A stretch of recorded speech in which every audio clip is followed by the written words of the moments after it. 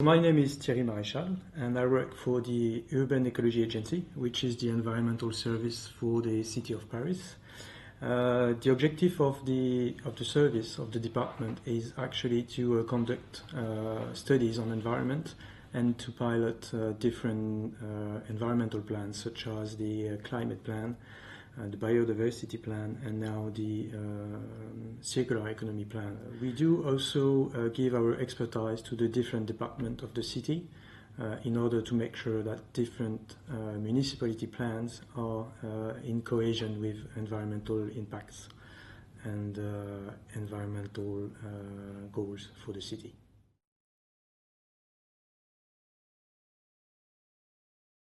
So actually this started in 2014.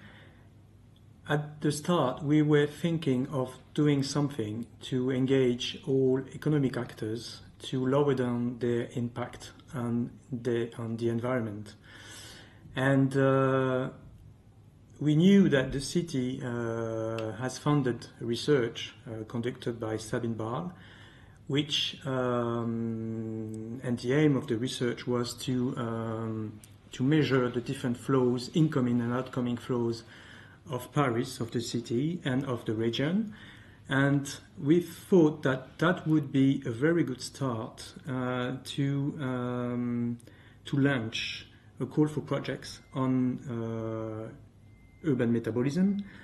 And the other side of the project was to start a data visualization website that could explain what are the incoming and outgoing flows and what are the main flows that the activity of the city is producing, and how we can lower down these flows or make them more circular. With this projection on the website and with the call for project, we had two ways of engaging people. The first one was the call for project was to experiment new ideas, new solutions from startup or from enterprises who had ideas to develop and to lower down the impact of the city. And the other one, the website, was more to make them more understand what's going on and how all the activities of the city are impacting the environment. Especially for Paris, because Paris is tiny territory, and everything is coming out from the city and everything is going out of the city. I mean all the waste. So we are very dependent from all our environment. So it was really important to make people aware of this subject, urban metabolism, to act.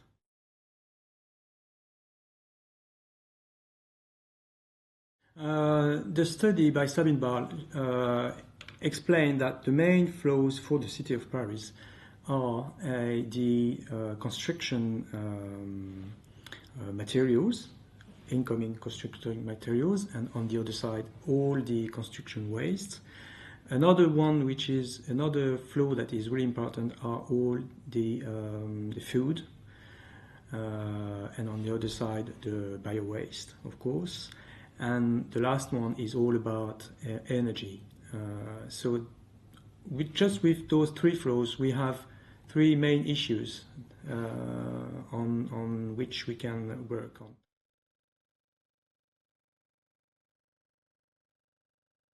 Within the call for projects, we had a lot of projects going on with bio-waste. It's just because the new regulation about bio-waste in France obliged all the producers of bio-waste up to 10 tons per year.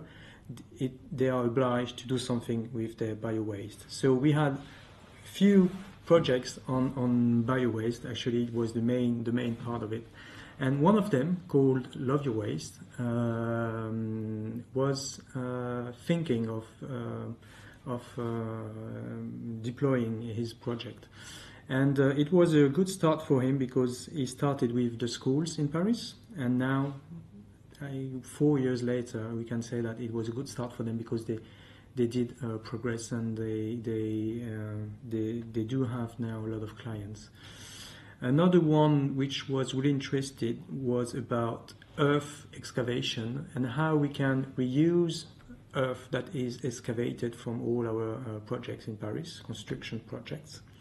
And a society called ESUS wanted to see with a local government to see what can be done to reuse those excavating wastes. So we did an experimentation in one of our constructions to see how it goes. There's a big issue on governance with the reuse of excavated soil and on all construction waste.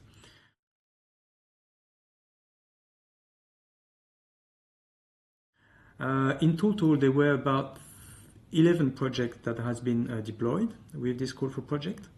And we actually did a study to have a better idea of how and if these projects have a real impact on the environment, and if they have an impact on employment, on jobs, on reshored jobs that are in the city and not abroad. And it gave us a good idea. And the idea is actually that all these projects are good for the environment. I mean, there is a benefit for the environment in conducting economic and circular economy projects. It depends on the scale, of course, but it can go from 20 up to 90% less of carbon dioxide in the air. So it's quite relevant. And in terms of jobs as well, it's relevant. And the main knowledge about this study on our call for project is that it did connect enterprises and economic actors together. So at the end of the experiment, we knew that it was important to support all the economic actors, to make them work together, and to give them more business opportunities in that field of circular economy. And what happened is the City of Paris helped the Paris & Co organization to launch an incubators on circular economy last year.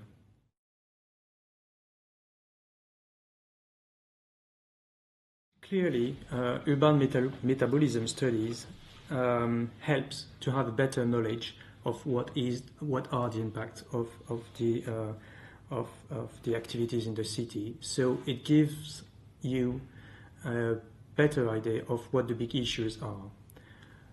But it's just in terms of knowledge. After that, you have to transform this into public policy. So what we did is we conducted a General Assembly on circular economy in 2015 to gather a lot of different actors together and to have some kind of bottom-up of ideas.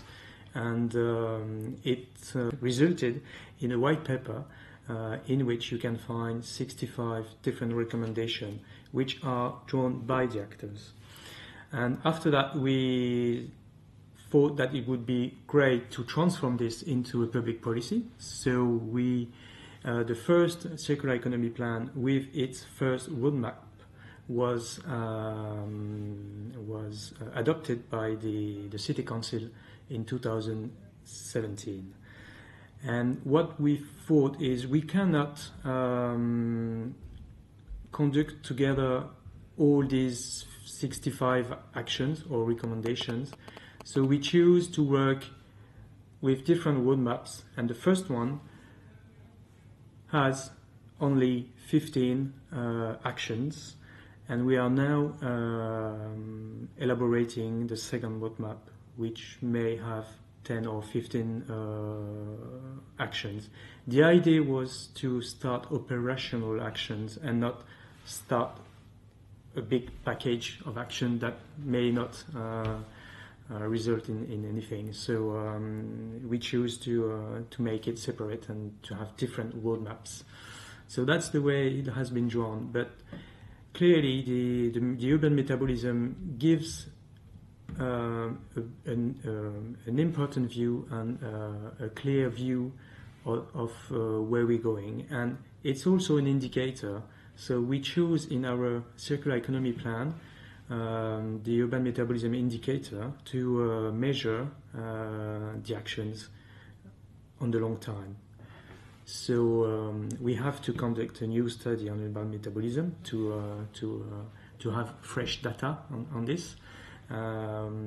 We could have done this 3 years ago, but we know that it can be a long way to conduct such a study on urban metabolism. We didn't have the capacity to do it in internal, so we chose first to experiment and to put the action first.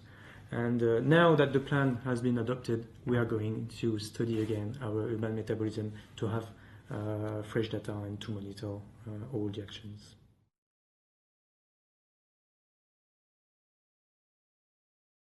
I think it depends on the scale of the public actor. The city is a very good level to start actions. The main point is to be careful of what data is available.